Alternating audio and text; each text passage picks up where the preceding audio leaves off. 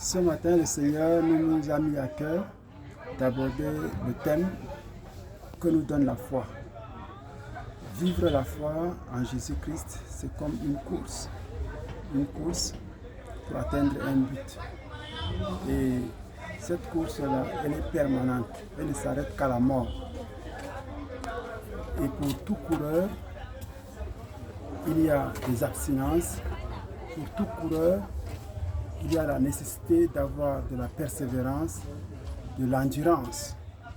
Parce que il y a des doutes, il y a des difficultés, il y a les obstacles, il y a les attraits de l'ennemi qui peuvent constituer un obstacle.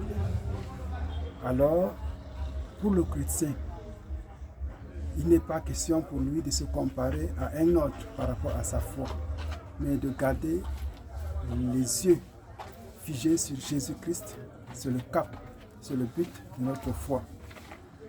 Nous pouvons nous poser quelques questions de savoir la notion de la foi en termes définitionnels et de donner les bénéfices de la foi.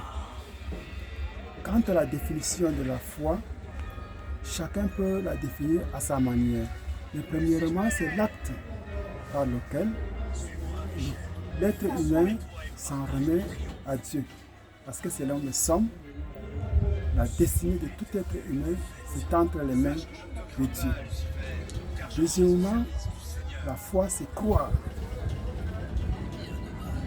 Troisièmement, la foi, c'est avoir la conviction, avoir la ferme assurance de quelque chose qu'on ne voit pas. Exemple, Dieu en Hébreux chapitre 11. Et la foi aussi, c'est la ferme assurance de croire en une parole. Par exemple, Jésus dit qu'il est le chemin, la vérité et la vie, que nul ne peut venir au Père que par lui. Et cette parole proclamée a autant de promesses, de bénédictions.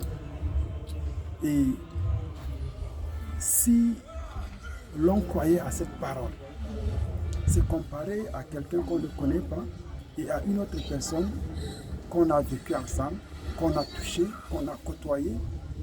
Donc, c'est la raison de croire plus à la personne qu'on connaît que celle qu'on ne connaît pas. Et pour nous résumer sur les bénéfices de la foi, c'est que premièrement, nous avons le pardon.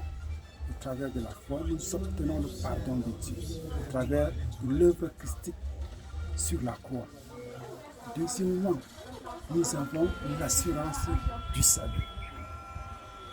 Et par la suite, nous pouvons mener une vie victorieuse.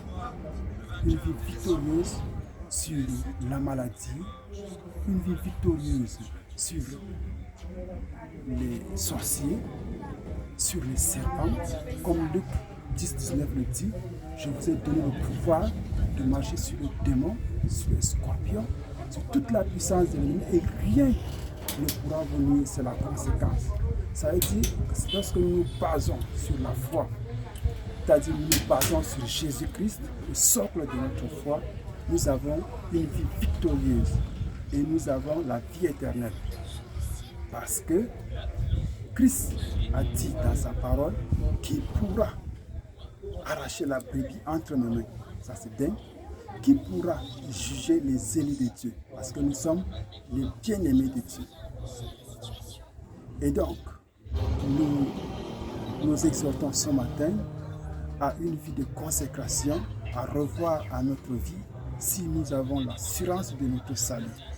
Si nous n'avons pas l'assurance de notre salut, ce que nous devons rechercher premièrement, c'est d'invoquer le Seigneur Jésus.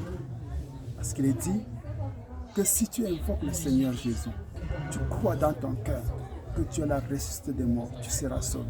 Si jusqu'à présent tu n'as pas l'assurance de ton salut, il est temps pour toi de te baser sur la foi pour invoquer ton Seigneur comme sauveur personnel. Et nous pouvons retenir une dernière chose, que nous pouvons tout Parce que nous sommes plus que vainqueurs, car Romains 8 nous le dit, par celui qui nous a aimés. Que le Seigneur vous bénisse. Amen.